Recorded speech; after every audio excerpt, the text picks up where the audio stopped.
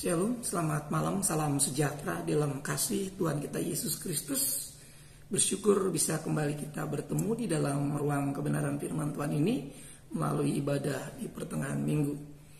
Bapak Ibu sudah dikasih oleh Tuhan, kita akan berbicara kembali tentang bagaimana firman Tuhan ini mengajarkan kita terus tentang kebenaran hidup di dalam Tuhan, yang pada akhirnya nanti kita akan beroleh kehidupan yang kekal di dalam Yesus Kristus Tuhan kita. Kita tunduk kepala berdoa sebelum kita membaca firman Tuhan. Kami bersyukur buat kasih kemurahan-Mu yang masih berlaku senantiasa dalam kehidupan kami, sehingga pada kesempatan malam hari ini kami diizinkan Tuhan, dilayakkan, dikuduskan lewat pengampunan yang Kau senantiasa berikan bagi kami oleh kuasa darah Yesus Kristus, oleh kuasa penebusan Yesus Kristus di atas Kalvari yang membuat kami layak senantiasa untuk mendengarkan firman-Mu. Sampaikan isi hati-Mu ya Tuhan, karena kami umat-Mu, hamba-hamba-Mu, anak-anak-Mu siap mendengarkan firman-Mu. Sertai dari awal pertengahan sampai akhirnya, Roh Kudus berkuasa, Roh Kudus memimpin pemberitaan ini dalam Kristus Yesus Tuhan. Kami berdoa dan mengucapkan syukur. Haleluya, amin. Pada kesempatan malam hari ini kita akan membaca firman Tuhan di dalam 1 Timotius pasal yang ke-6 ayat yang ke-12. Demikian sabda Tuhan, bertandinglah dalam pertandingan iman yang benar dan rebutlah hidup yang kekal. Untuk itulah engkau telah dipanggil dan telah engkau ikrarkan ikrar yang benar di depan banyak saksi. Bapak Ibu, saudara dikasih oleh Tuhan, hidup digambarkan sebuah pertandingan. Dan malam hari ini kita sedang berbicara pertandingan iman. Bapak Ibu sudah dikasih oleh Tuhan, mungkin kalau kita membaca ayat ini sudah akan berpikir dalam ayat tadi kita menemukan untuk itulah engkau telah dipanggil dan engkau telah engkau ikrarkan ikrar yang benar di depan banyak saksi. Namun di ayat di atasnya kita bertemu kalimat bertandinglah dalam pertandingan iman yang benar dan rebutlah hidup yang kekal. Keselamatan itu anugerah. Hidup kekal itu anugerah. Namun ketika kita bertemu rebutlah hidup yang kekal, ini yang saya katakan bahwa kehidupan ini digambarkan sebuah pertandingan. Kalau kita mengacu kepada keselamatan hidup kekal yang diberikan Kristus, itu anugerah.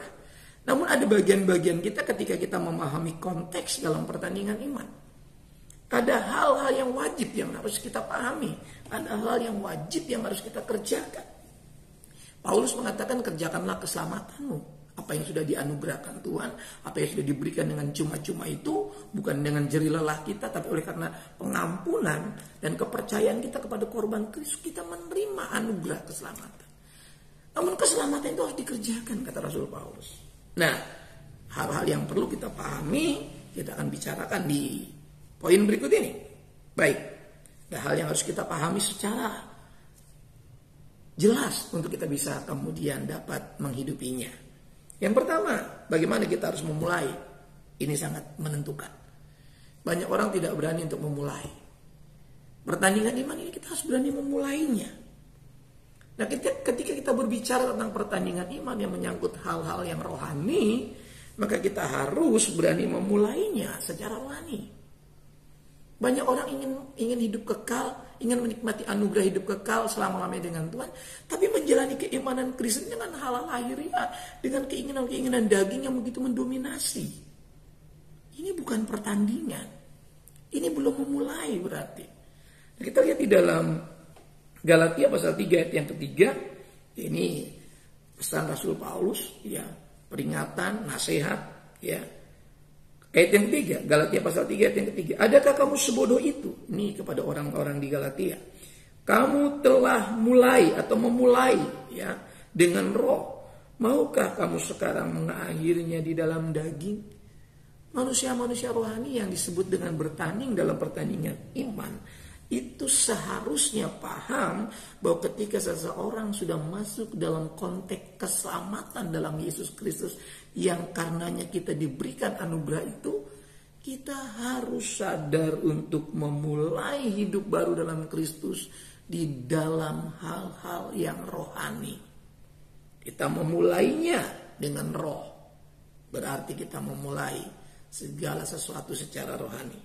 Hidup kita walaupun masih dengan tubuh jasmania ini, tapi spirit, kegairahan hidup, sikap hidup, tabiat hidup kita sudah bukan lagi tabiat-tabiat yang lama, tapi sikap hidup, cara hidup, sikap, perilaku hidup kita, cara berpikir kita adalah secara rohani. Maka disebut dengan manusia rohani.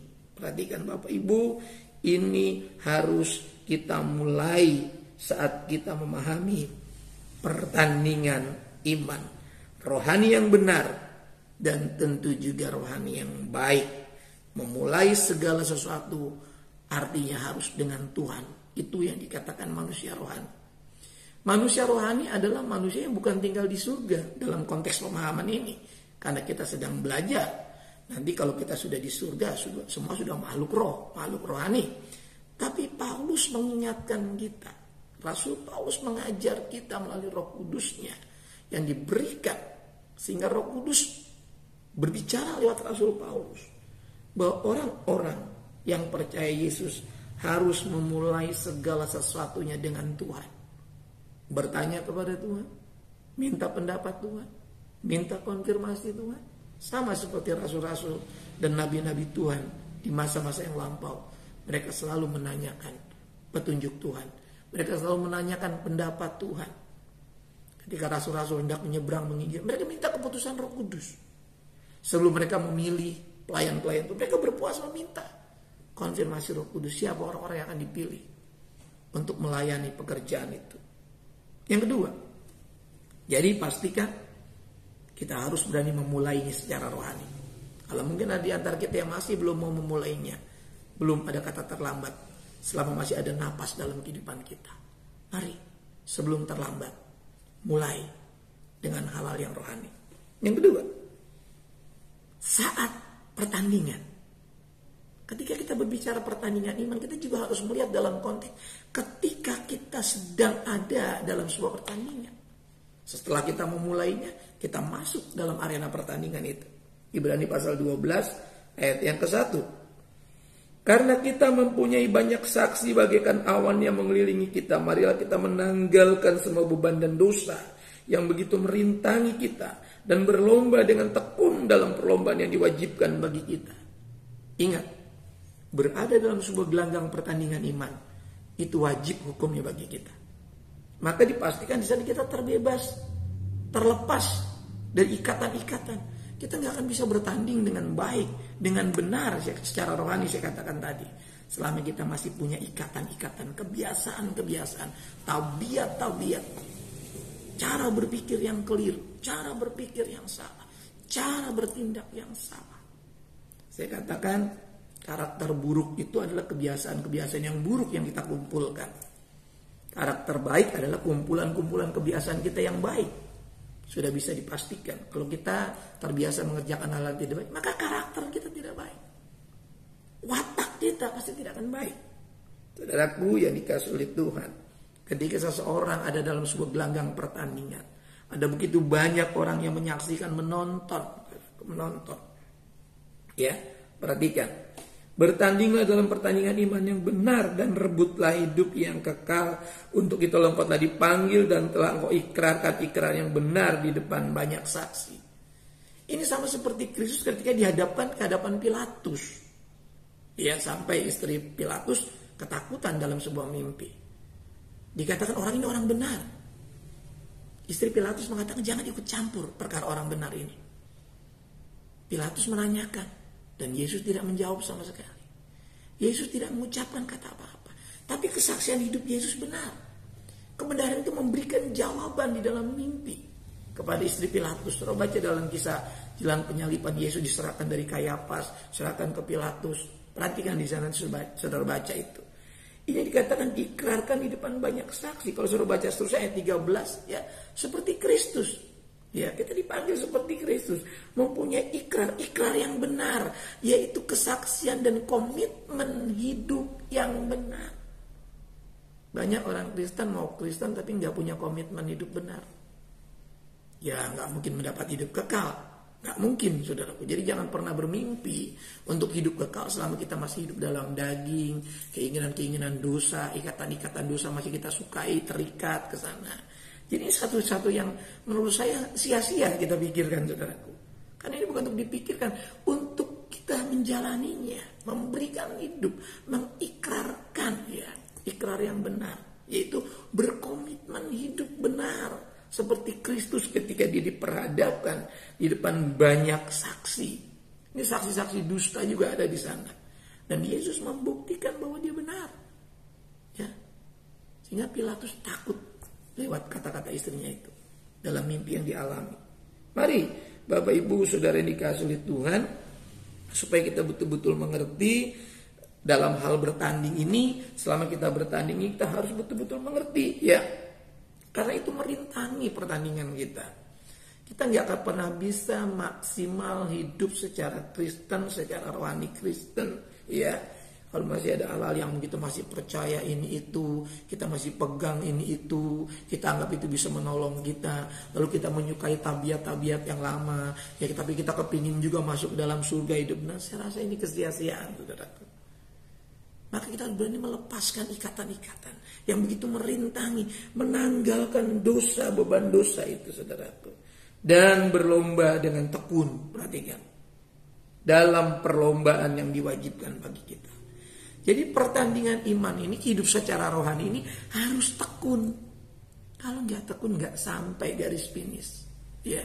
Karena pertandingan ini harus sampai ke garis finish. Ini pertandingan lari, saudara, ini maksudnya ini ya, bukan pertandingan yang lain. Ada finishnya, ada garis akhirnya. Kalau nggak sampai, pasti ada persoalan. Kalau nggak masuk ke dalam hidup yang kekal, pasti ada persoalan. Kalau nggak sampai ke surganya Tuhan Yesus, pasti ada masalah. Ada masalah. Ya, kita nggak tahu, tapi kita yakin dengan iman kita. Kita nggak melihat surga, tapi kita percaya dengan iman kita. Bahwa kalau kita menyelesaikan pertandingan kehidupan, kelak kita nanti mungkin sudah tidak ada di bumi lagi, kita pasti ada tempatnya. Di tempat Yesus berada, kita berada. Saya harus pastikan ini lewat firman ini. Karena selama kita masih diikat oleh dosa, punya kebiasaan-kebiasaan tidak tekun, tidak taat, tidak setia melakukan firman Allah, tidak setia dengan iman Kristen kita, dengan pertandingan iman kita. Mimpi kita, saudaraku, mimpi masuk surga. Tapi tidak masuk surga. Karena mimpi saja. Saudaraku, kalau kita mimpi masuk surga, kita harus tekun. Sehingga mimpi itu menjadi kenyataan. Ya. Saudaraku yang dikasihi oleh Tuhan, masih banyak orang yang tidur dan bermimpi. Ini pertandingan, ini bukan tidur. Kita harus siuman, sadar, waspada. Ya, kita bisa ketinggalan. Karena ini pertandingan lari. Ya. Ini wajib, harus tekun dalam perlombaan ini. Saya berharap kita di hari-hari terakhir ini, karena kita nggak tahu kapan saja, kita tahu-tahu sudah selesai. Nah, kita harus sungguh-sungguh. Ya, dipastikan kita bertemu dengan Yesus, dipastikan. Jangan sampai kita mudah-mudahan ketemu Yesus, bukan. Sungguh-sungguh kita ketemu Yesus. Ya, bukan semoga kita ketemu Yesus, bukan. Iman itu kepastian. Iman itu keyakinan, walaupun tidak melihat, kita yakin. Ya, kita tidak melihat surga, tapi kita percaya surga itu ada. Tempat Yesus memerintah, tempat Yesus berada, kita pun akan berada. Di mana aku berada, kata di tempat aku berada, kata Yesus, kamu pun akan berada. Pegang kata-kata Yesus ini. Dengan hidup tekun, lakukan kewajiban kita secara rohani. Ini kalau kewajiban rohani ini penting, saudaraku. Jadi sesuatu yang rohani yang wajib ini nggak boleh tidak. Ya, ibadah itu wajib. Dan sudah pahami ibadah itu wajib secara pertandingan rohani. Jangan sampai kita beribadah asal-asalan, beribadah di mana perlu, kapan perlu kita baru ibadah. Tidak, saudara nggak akan sampai, saya nggak akan sampai. Ya, kita pasti mati, tapi belum tentu kita sampai. Kalau kita tidak bertanding dengan baik, dan ini menganggap sesuatu yang wajib. Yang harus beribadah itu harus. Kalau tidak, binasa, saudara. Kenapa? Karena orang yang beriman itu beribadah. Orang yang beriman itu melakukan. sekecil apapun firman Allah dilakukan. Enak atau tidak enak menurut tubuh kita, pikiran kita, harus kita lakukan. Sehingga firman Allah akan menundukkan seluruh keberadaan kita. Ini yang membuat kita bebas dalam pertandingan. Tidak ada ikatan, tidak ada belenggu dosa yang membentengi pikiran kita, membentengi hati kita. Tidak ada lagi. Nah, bagaimana ini dapat terjadi? Hanya dengan hidup sungguh-sungguh. Tekun itu adalah sebuah kesungguhan. Tekun itu adalah sebuah komitmen. Ya. Kalau orang berani berikrar, ya. Saudara, dalam sebuah ikrar pernikahan, janji suci, ya, seringkali orang mengucapkannya nggak sadar. Maka ketika mengikrar itu lama kemudian sudah tidak setia lagi. Setia di hadapan Tuhan, mengabdi kepada Tuhan, beribadah kepada Tuhan. Bahkan ketika baptisan pun membuat ikrar di depan Tuhan, depan pendeta jemaat, akan setia mengabdikan diri beribadah sampai akhir. Tapi gak lama sudah hilang, saudara. Ya, gak boleh. Ini menyangkut kekekalan kita. Ini menyangkut nasib kekal kita, saudaraku. Ya, ibadah kita setiap hari, ya, sakramen yang kita jalankan, yang kita ikuti dalam sebuah keyakinan kita. Ini berefek kekal, menyangkut nasib kekal kita. Mari, yang terakhir, saudara. Jadi yang pertama tadi, bagaimana kita berani memulainya. Kalau kita memulai secara rohani dengan Roh Kudus akan mampukan kita. Saat bertanding, kita mampu hidup dalam kebenaran, mampu melepaskan segala ikatan. Dan kita akan mengakhiri, di poin yang ketiga, kita akan mengakhiri pertandingan dengan baik. Ya. 2 Timotius 4 ayat 7. Aku telah mengakhiri pertandingan yang baik, aku telah mencapai garis akhir, dan aku telah memelihara iman. Ini sering disampaikan dalam kedukaan, saudara. Ini yang bicara masih hidup, saudaraku, ya. Kalau dia mati, dia nggak mungkin bisa tulis ini.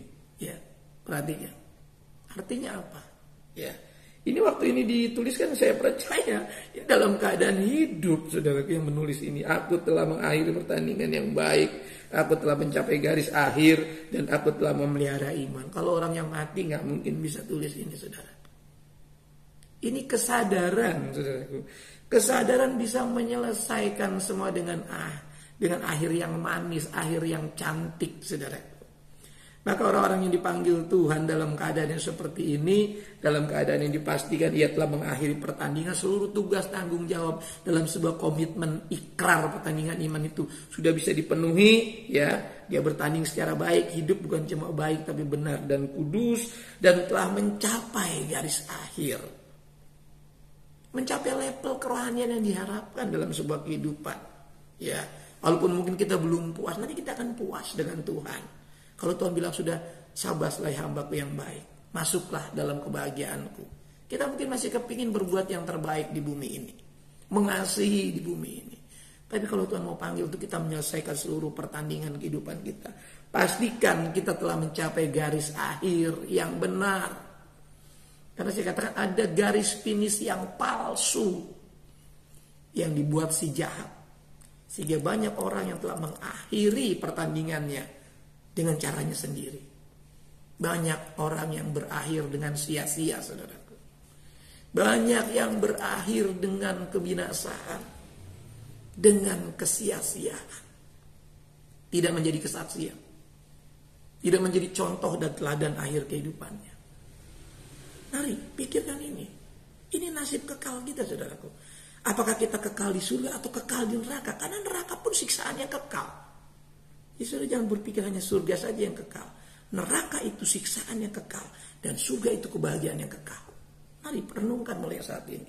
Ya, mencapai garis akhir dan aku telah memelihara iman. Ini kebahagiaan dari orang yang telah melakukan pertandingan iman. Ya, memelihara iman itu sangat penting selain garis akhir yang menjadi penentu. Ya, karena pertandingan kita ini harus diselesaikan. Ya. Sudah sejauh mana kita memperhatikan iman kita? Sudah sejauh mana kita memelihara iman kita? Apakah iman kita selalu kita beri makan dengan makanan rohani? Ya, sehingga pertandingan kita betul-betul maksimal. Rohani kita betul-betul fit, bugar, segan, atau jangan-jangan rohani kita loyo hari-hari ini. Dan kita mungkin ada di barisan paling belakang dari lentetan pelari-pelari secara rohani. Mari renungkan ini. Mungkin kita sudah ketinggalan berapa langkah. Mari sadarilah. Karena ini menjadi penentu. Bukan cuma berlari saja, tapi apakah kita sungguh-sungguh memelihara? Kita harus memelihara kecepatan kita dalam berlari. Jangan mulai kendor menurun, speed kita harus kita naikkan. Kita harus betul-betul tahu timingnya, ya. Kapan kita harus bisa menyelesaikan ini, saudaraku. Waktu pertandingan sangat perlu kita perhatikan. Semua ada waktunya. Pertandingan pun ada durasinya, ada waktunya. Dan tentunya tenaga kita ini juga harus kita perhatikan secara rohani. Ya, tenaga secara rohani perlu diperhatikan. Semakin kita mungkin semakin lama menjadi orang percaya, semakin lelah ya akan kita hadapi. Kalau kita enggak tambah ya nutrisi rohani kita, kedekatan kita dengan sumber kekuatan hidup rohani, kita enggak tingkatkan, kita pasti semakin menurun. Kita nggak akan bisa berlari lebih cepat dari yang lain. Jangan-jangan kita juga akan tertinggal dari yang lain. Maka benar apa yang dikatakan Yesus. Yang terdahulu bisa menjadi yang terbelakang. Kenapa? Karena kita tidak memperhatikan waktu. Kita tidak memperhatikan tenaga. Ingat, butuh stamina untuk bertanding. Butuh kekuatan rohani. Butuh kelengkapan seluruh kelengkapan rohani. Senjata daripada Allah. Bukan berperang secara fisik. Tapi bagaimana menaklukkan diri kita dari rupa-rupa kelemahan. Dan terus bisa membaca situasi dan kondisi. Ini yang disebut dengan berjaga-jaga. Seorang yang bertanding juga harus dia menjaga disiplin dalam menjaga ritmenya, iramanya, ya, bahkan kecepatannya. Dia harus memahami ini, membaca situasi ini, penting sekali. Tuhan mengasihi kita, Tuhan terus menolong kita. Kita berdoa. Terpujilah Engkau Bapa Tuhan kekal selama-lamanya. Kalau pada malam hari ini kami diingatkan, disadarkan kembali bahwa kami harus terus menambah kecepatan kami. Kami berlari semakin cepat kepada tujuan, yaitu panggilan sorgawi dalam Yesus Kristus. Memberkati setiap umat-Mu, hamba-hamba-Mu, jemaat-Mu Tuhan, anak-anak yang Kau kasihi. Engkau berkati dengan iman yang teguh, sehingga apapun yang terjadi di hari-hari terakhir ini kami tidak terhilang. Kami tidak kehilangan pegangan. Kami tidak lepas kontrol. Namun Tuhan terus lewat Roh Kudus-Nya mengontrol diri kami. Kami akan terus berlari. Kami akan terus bertanding. Dan menjaga disiplin hidup kami. Supaya kami keluar sebagai pemenang.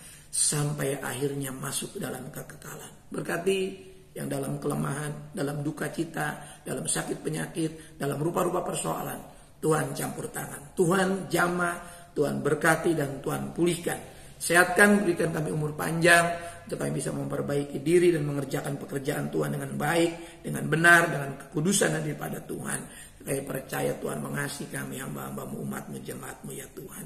Yang dalam kesulitan ekonomi, keuangan, kebendaan, dalam pekerjaan, perjodohan, Tuhan juga menolong. Yang dalam proses penyembuhan, pemulihan, terapi, Tuhan juga menolong. Rumah tangga berikan kerukunan, keharmonisan. Anggur cinta kasih. Berikan juga Tuhan kemajuan dalam hidup nikah kami, dalam rumah tangga kami, supaya kami boleh mencapai tujuan Tuhan untuk menjadi berkat bagi banyak orang. Para suami istri tambahkan keharmonisan, anggur cinta kasih. Anak-anak sebagai buah nikah, Tuhan juga berkati kesehatan, kekuatan dalam pendidikan, pekerjaan, perjodohan mereka. Kami percayakan sepenuhnya ke dalam tangan Tuhan. Yang sudah siap membangun rumah tangga juga Tuhan terus teguhkan sampai pada harinya kemuliaan Tuhan dinyatakan, hidup mereka berbahagia hanya karena Tuhan.